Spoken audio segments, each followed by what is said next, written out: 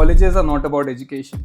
If you are average at what you do, AI will just replace you. It's one of the most elite institutions in India, and getting SRCC is a big thing. But the best part about Bhavya when I met him was, And sometimes you do think, am I doing enough? So I launched my AI startup called Judicature.ai. So essentially what I with my co-founder was trying to do was create a chat GPT for lawyers in India. Essentially, Dil to Hindustani, I belong here. Whatever it is, I'm very desi at core, I feel. so what would be your advice for today's youth who are really confused about what to study, or they are looking for a shortcut success through Instagram videos? What's your take on that? If you're young, give everything a try. Bite more than you can chew. I got invited to University College of London, UCL. as a guest lecturer. So what do you think students 5 years from now or 6 years from now, what kind of degrees would be relevant? He was very sure that he doesn't want to follow a traditional career path, even though he did his BCom honors there. But for masters, he chose a completely out of the box course. So please tell me what course it was. I want you to talk about it. Welcome to podcast Global Thinkers. मैं Arun Agarwal, a career counselor and overseas education expert. Today I have with me one of my most talented students and a good friend of mine, Bhavya Agarwal. I have known Bhavya for about 8 to 10 years now, and every time I meet him, मैं उनसे कुछ ना कुछ ज़रूर सीखता हूँ. Even though technically वो मेरे स्टूडेंट है, बट हमेशा मैं उनसे सीखता हूँ, मैं उनको कम बताता हूँ. Thank you, Bhavya, for being here. Please introduce yourself. Thank you so much, Arundhya, for giving such a lovely introduction for me. I'm Bhavya Agarwal. I'm a full-time trader right now, and I'm a tech and finance enthusiast. I recently completed my postgraduate degree from London, and I did my undergraduate from SRCC. I have been dabbling around with financial markets for quite some time now, and I'm really in love with technology, AI, markets, and everything that seems cool to me. Cryptocurrencies, Web3, and anything and everything that just feels cool to me. So, Bhavya, please tell me something about your experience in SRCC. Let's start your journey from SRCC. You did your economics in SRCC? BCom honors. BCom honors in SRCC. So, how was the experience in SRCC? And you have the best of minds in SRCC. So, the thing that I realized in SRCC was colleges are not about education. You go to college not for degrees, because you can get those degrees, those knowledge anywhere around. Like, you can just sit at your home and open up YouTube, just Google things, and you can read about it. My experience there was very different because it opened me to a new world where I was free. I could live intentionally. I did not have any rigid routines to follow. I did not have anything else in my mind. And I could just think about something and lead my day on in that particular way. Classes there in SRCC, since I was the COVID batch, I had most of my classes are online, and even when it was offline, we did not have a lot of classes on because it was a transition period. Yet it was really fun because it was a very competitive place. Yes. Everyone around you are doing so many things, and sometimes you do think, am I doing enough? But eventually you do realize that everyone is thinking the same thing and they're just giving their best. And I think that is what makes them or takes them wherever they go. So mostly SRCC was about discovering what actually freedom is. So SRCC, I'm sure most of the viewers know, it's one of the most elite institutions in India, and getting SRCC is a big thing. But the best part about Bhavya when I met him was he was very sure that he doesn't want to follow a traditional career path. Yes. And even though he did his BCom honors there, but for masters he chose a completely out of the box course. So please tell me what course it was. I want you to talk about it. So I did financial technology with business analytics. That's fintech. Fintech.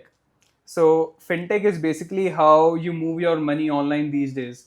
The payments that you're making on Paytm or UPIing your money to anyone, that is fintech. The way banks are working right now, that is fintech. The way you must be receiving a lot of phone calls regarding sir loan le lo, sir iska loan le lo. There are a lot of apps that just give you instant loans. That is fintech. And fintech is nothing but an intersection of finance and technology. And it is doing wonders, and it is actually shaping how the world is looking now. It is shaping how the world will look in future. And the reason why I chose this, GPay, all of us use GPay. It's a part of, it's a fintech. it's all fintech. Fintech. It's all fintech. Uh-huh. And the reason why I chose fintech was, I feel traditional courses, traditional degrees like MBAs, they are like maps, Google Maps. You have all the idea, you have all the knowledge, but you don't exactly know where to go. You are never under the hood. And fintech is very niche. And I feel in fintech, you're not only just controlling what is built, you're learning how to build, you're learning how to learn. So You can be a part of the creation of the whole concept. exactly, that is the main point. So, to all my students, how did you identify being a student, let's say in SRCC? So, as a student, how did you identify your passion that you want to do a fintech and you don't want to follow a traditional? What was that idea or what was that thought that helped you identify? So since I already mentioned that I have been dabbling around markets Yes. and I am a tech enthusiast, Yes. I thought, and you were the person who told me, okay, you like finance, you like technology, why don't you choose fintech? Yes. Then I started reading about fintech, and then I realized I love finance, I love technology, and there is a space that exists Yes. where fintech is essentially finance and technology. Yes. So that is how I started dabbling around fintech, the degree fintech, and then you helped me a lot in choosing my colleges, telling me about the details of the degree. So yeah, that is how. So now tell me one thing. Being an SRCC student, most of my students they say they want to go to the top-notch institutions. Let's say they talk about Oxford and Harvard's, but you chose not a top. Of course, it was a very good university, but your priority was not the ranking of the institution. Your priority was the curriculum. Your priority was the location of the university, if I'm not mistaken. Yep. So please tell my students why just the ranking of the institution is not very important. The curriculum, the location of the entire ecosystem is equally important. So I feel good universities or So you were at I Westminster was in University, University of Westminster, which is a very good one, but it may not be among the it does top not rated. have a very good brand per Huh. se, but a brand is essentially a stamp, a pedigree. And in 2026, in today's world, the pedigree does matter. I'm not saying it does not matter. It does open up a lot of doors for you. But at the end of the day, it's the proof of work that matters. What matters is what you can actually do. No matter you have been to Harvard. If I suppose you have been to Harvard and you have been hired for a consultant role, and you cannot talk about what the problems are, and there is someone else who is probably from Siliguri College, he is super good, she is super good in communication, and they're able to convey the idea. Who do you think will succeed more in life? So The essentially, person who can communicate. exactly. So I feel good colleges are really nice. You get to meet a lot of people there. But my reason for choosing Westminster was very practical. So Westminster obviously was really cheap compared to other, Very affordable. very affordable compared to other universities. And the reason it was affordable was it did not have a very big brand name. And I'm fine with not paying a lot of money just for the name of the brand. But the curriculum was at par. The curriculum was honestly much better than the ones available at top universities. In fact, you were one of the guest lecturers at one of the top universities. Could you please tell on that? Exactly. So I got invited to University College of London, UCL. UCL, as a guest lecturer, and I was also invited as a guest lecturer at King's College and Imperial College London. And it was a lovely experience. I went there and I did realize that people are the same all around, be it Westminster, be it King's, be it UCL. Another reason for choosing Westminster was I did my research before going to the university, and I realized half of the professors were same. Like over there, it was a surprising thing for me, but professors are not actually tied to the university. Yes. And they're more of a contractual teachers. Yes. And I had a professor who was teaching in Westminster, who was also teaching at UCL. And another reason for choosing Westminster was the curriculum, like I mentioned. It was only Westminster where I was getting fintech with business analytics. That's what we had discussed. Yes. It is kind of a dual degree because I've done two things now. but in other colleges it was just fintech or just business analytics. It means the curriculum is equally important, not just the ranking of the university. Yep. The curriculum is equally important. Correct. So now please tell me, you are an expert with AI, blockchain, cryptocurrency. What do you think is the future and what is the scope? The future is, I feel, so it's just it'll be very vague when I answer what the future is, but I think very soon the way everyone works will change, and how internet has changed us, how we live today, is very different from what we would have imagined way back when internet had just come on. So I think AI will change a lot of things. Honestly, it's very difficult for me to pinpoint what will change, but I can definitely say this: if you are average at what you do, AI will just replace you. You'll have Yes. to get good at things. And I also feel there is a lot of repetitive work that people have to do these on Yes. day-to-day basis, Yes. which are technically not very productive. And that is why IT companies in India are struggling, because the people who were doing repetitive work, they are becoming irrelevant. Means they are being removed. Exactly. That those things are being automated. Exactly. And a lot of things, can be automated these days. Until and unless you need to physically be there, that thing can be automated. The reason why I asked this question to Bhavya is he's been doing a lot of trading in different markets, Yep. and most of these things he's been automating it. Am I right? Yes. Through AI agents. So this is why I said. So could you please elaborate on what different kind of AI agents you're doing, what kind of trading you're doing? So I'm mainly an algorithmic trader, wherein I trade markets algorithmically. I don't have to sit in front of a computer or watch markets all day long. I have my algorithms built. I have built a logic. I have built a strategy, and I have just set it up in the code, and it trades automatically for me. It just keeps trading all day long, and at the end of the day, I either end up with a profit or with a loss. But the main important part is I don't have to sit there, and this system, this strategy will only improve with time.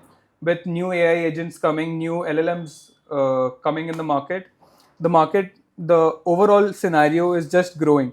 Just imagine how AI was way back in 2021, 22 when when it was just launched. Yes.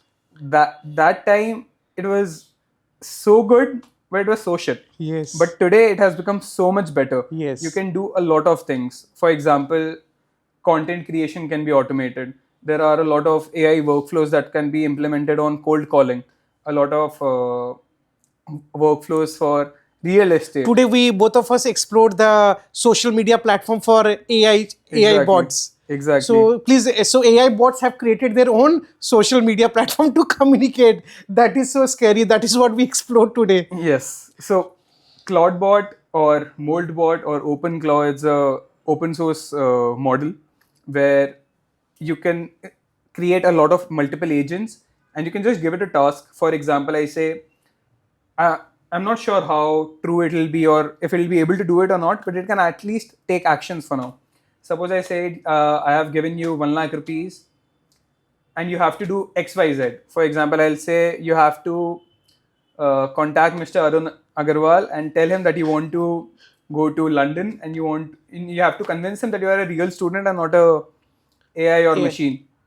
And I'm pretty sure that it can do that just by messaging or texting and following. So in this scenario, what do you think, what is the role of degree in today's scenario? I mean, in 2026, so do you think a student should pursue a master's degree or a bachelor's degree in a reputed university? What's your take on that? Because you have seen you have been working with a lot of international companies, you have been working projects. So as you said, most of the companies don't look into the degrees now. So what's your overall take?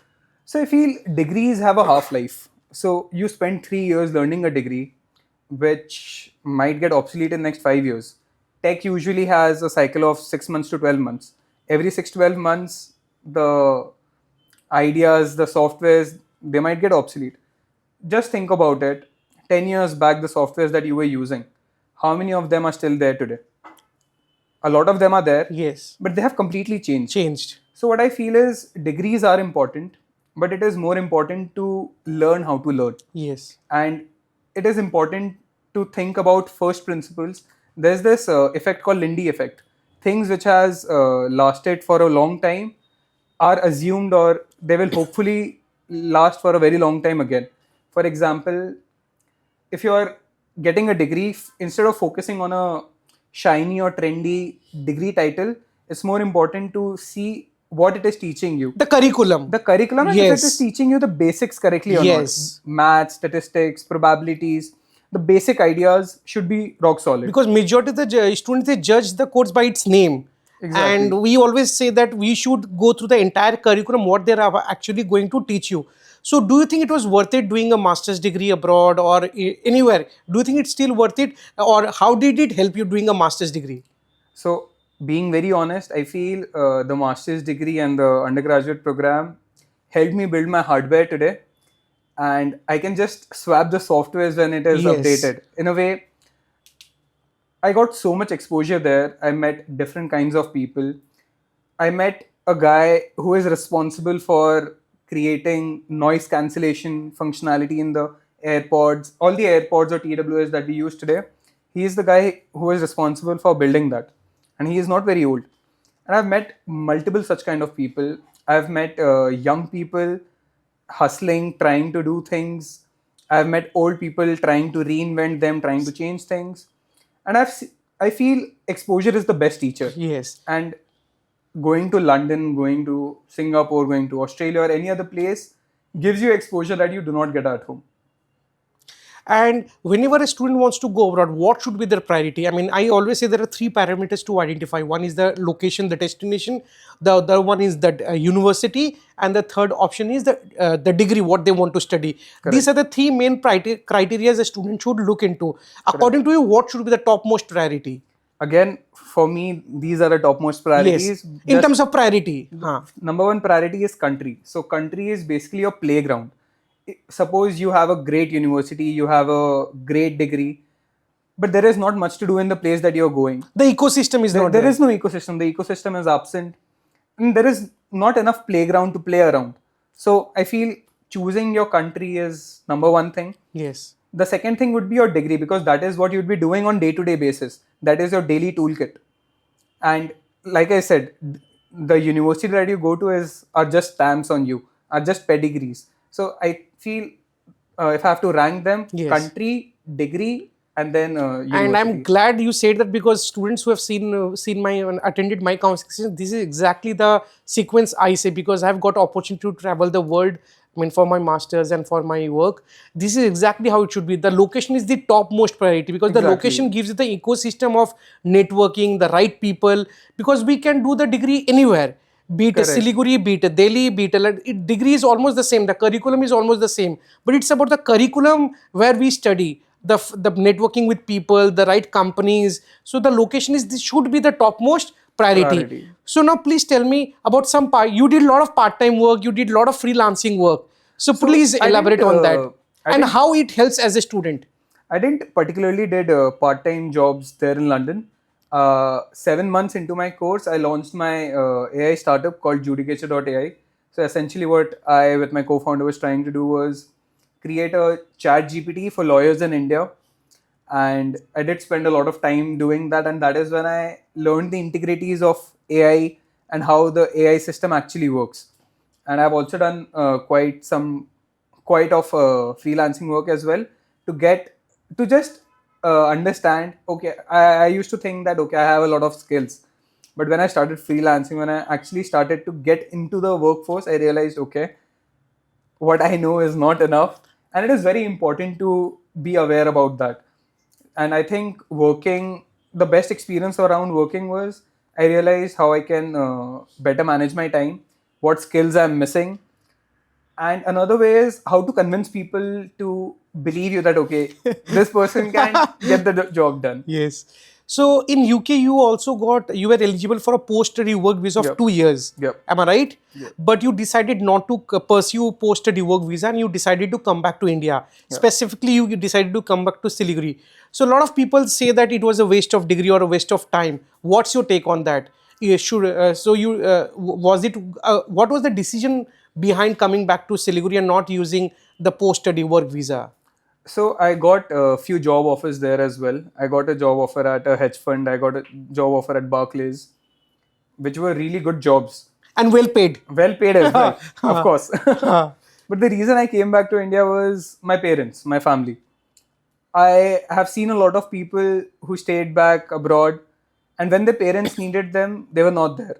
And honestly, I don't think I can ever be strong enough to live with that guilt when my parents would need me and I won't be there.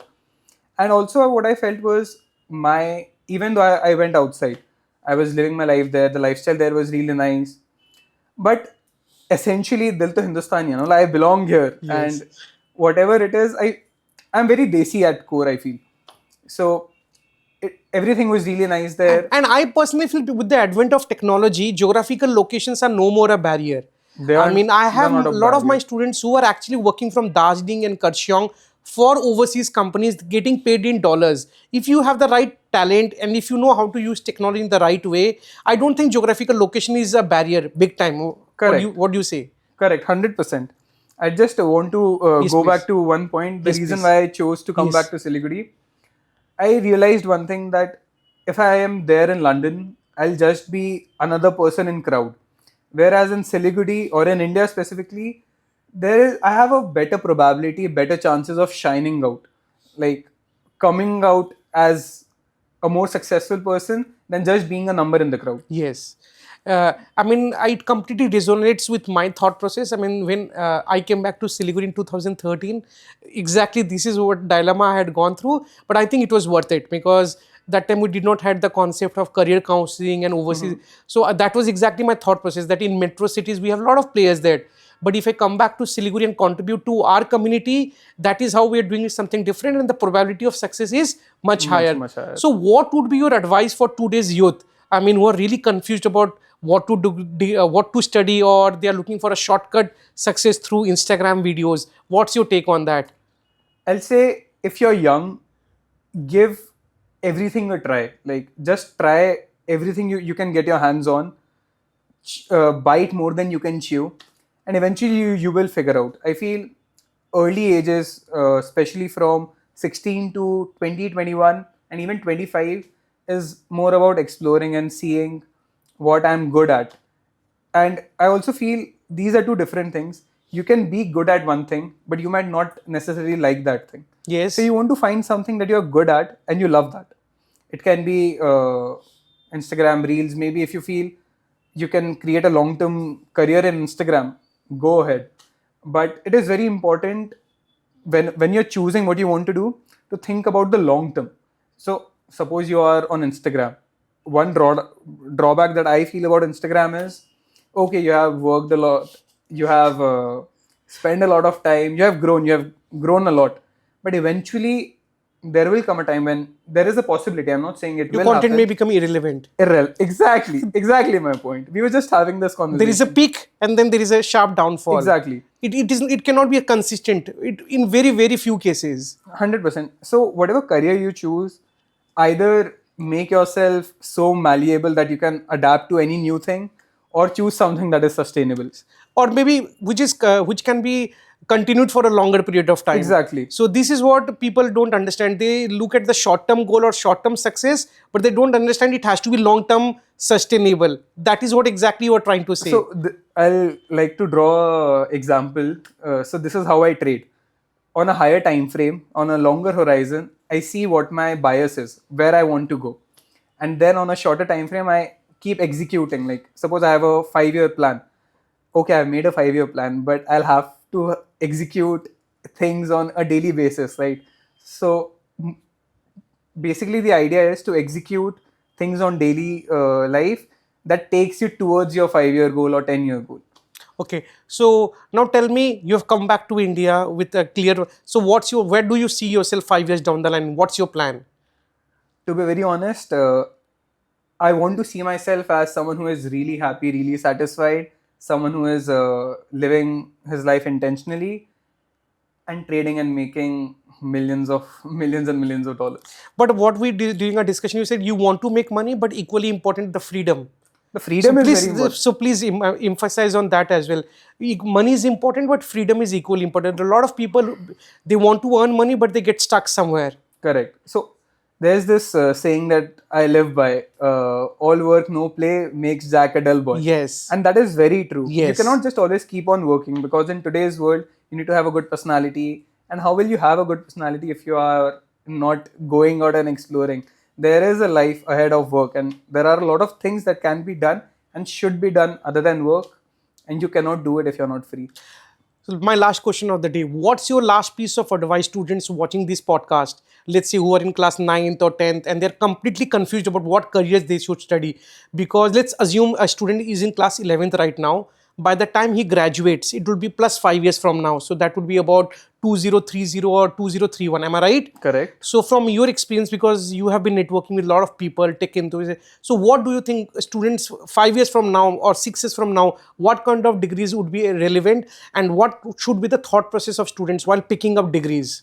So when picking up degrees, I'll say look at the first principles again. What is the course teaching is less important, and it is more important is the course teaching you how to learn. So you should be able to learn and relearn constantly in your life. And for degrees, what would be relevant 5 years down the line, it is honestly very difficult for me to Yes. say. And I feel it is very difficult for say to anyone. Like 5 years before, in 2019 or 2020, when AI was not there were so many career opportunities that are Yes. present today, Yes. which we didn't even think about at that time. Yes. So what I'd say is, if you're confused, if you want to do something, just go out there and build something. You don't have to wait for a job. You don't have to wait for an employer to give you a job. You have an idea, go build it out yourself. You don't want to build something, take up an internship. If you're in school, I do understand you cannot take up an Yes. internship, but During summer holidays, they can. in summer holidays you can. Yes. If you cannot do anything else, I'd say just talk to your parents, friends, or even your parents, and understand what they are doing and how you can help them, and what better things can be done in the existing workflow.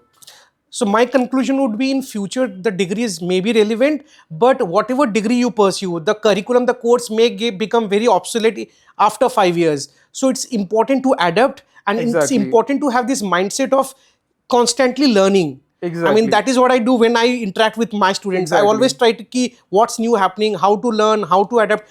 This mindset has to be very important. Correct. And another thing is, degrees or universities are there just to give you an ecosystem to network with the right people, to grow that Exactly. mindset. And it's not just that because of a degree you'll be 100% successful.